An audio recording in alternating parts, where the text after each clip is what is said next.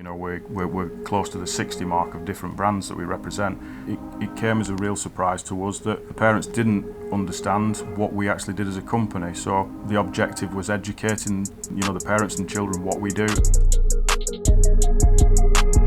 You know, originally I just thought they did sprockets and a few bolt-on bits and pieces, but the range they hold, and it's great, and they're just so passionate about the sport and putting back in, which is always good to see. I, for one, never realised how many products came under their banner, and we're just really blown away by the products we've seen today. It's a big place and lots of cool stuff in here. Well, there's a lot of stuff you can pick. It's kind of, you don't really know what you can pick because there's just so much.